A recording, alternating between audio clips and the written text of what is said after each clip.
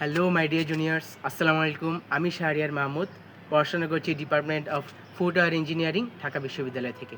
আজকে আমি তোমাদের সাথে শেয়ার করতে যাচ্ছি খুবই গুরুত্বপূর্ণ একটি টপিকস নিয়ে। সেটা হলো এইচএসসি এবং এসএসসি পরীক্ষার আগেই আমাদের মাথায় একটা প্রশ্ন বারবার ঘুরপাক খেতে থাকে। সেটা হলো, এখন আমরা কি সলভ করব? বইয়ের ম্যাথ সলভ করব, নাকি টেস্ট পেপার সলভ করব, নাকি সলভ করব গাইডে থাকা বিগত বছরের ভালো ভালো স্কুল কলেজে আসা টেস্ট পরীক্ষার প্রশ্নগুলো? এবং এটার উত্তর কিন্তু একটাই, সেটা হলো টেস্ট পেপারস এবং শুধুমাত্র টেস্ট পেপারস। তোমরা বিগত বছরের প্রশ্নগুলো একটু অ্যানালাইসিস করলে দেখতে পারবে যে প্রতি বছরই একই সেম প্যাটার্নের প্রশ্ন আসছে, একই ধাপের প্রশ্ন, একই রকমের প্রশ্ন প্রতি বছর বারবার আসছে। তো আমরা যখন টেস্ট পেপার সলভ করব, তখন আমাদের মূল উদ্দেশ্য থাকবে কমন ফেলানো নয়, আমাদের মূল উদ্দেশ্য থাকবে এই প্যাটার্নটা ক্যাচ করতে পারা। এজন্য আমরা যখন টেস্ট পেপারসটা খুলব, তখন আমরা যে কোনো একটা চ্যাপ্টারের বিগত 5 থেকে 10 বছর, অন্তত 5 বছর, এই 5 বছরের প্রশ্ন আমরা সলভ করে ফেলব।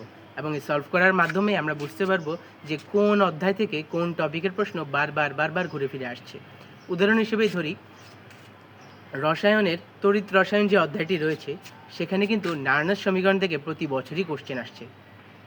এটা একটা প্যাটার্ন আমরা ধরে ফেলতে পারি। তারপর পরিমাণগত রসায়নের জারণ বিজারণ সম্পর্কিত সমস্যা, ওটা থেকে বারবার কোশ্চেন আসছে, ওটাও একটি প্যাটার্ন হিসেবে আমরা গণ্য করতে পারি।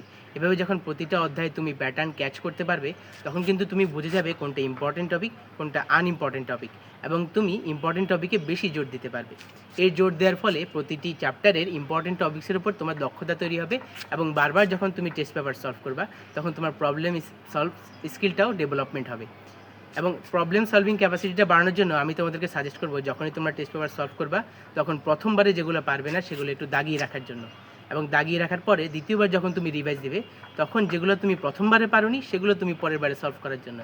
এভাবে তুমি যখন বারবার সলভ করবা, এবং পরীক্ষার আগে অন্তত 3বার তুমি টেস্ট পেপার যখন সলভ করবা, তখন তুমি ইম্পর্টেন্ট টপিক্সের উপর তোমার একটা ভালো দক্ষতা তৈরি হবে, এবং তোমার প্রবলেম সলভিং ক্যাপাসিটি অনেক বেড়ে যাবে।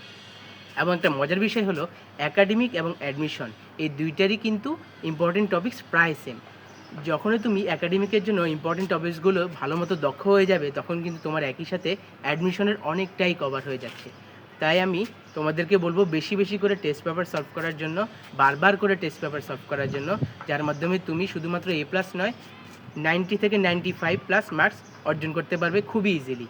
এজন্য এখন থেকেই ডিস্ট্রাক্টেড না হয়ে শুধুমাত্র একটি রিসোর্স থেকে, একটি উৎস থেকে ভালো মতো প্র্যাকটিস করো, ইনশাল্লাহ ভালো কিছুই হবে। ধন্যবাদ। আজকে এই পর্যন্তই।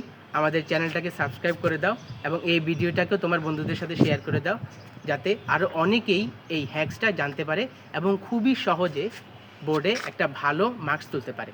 ধন্যবাদ সবাইকে। আসসালামু আলাইকুম।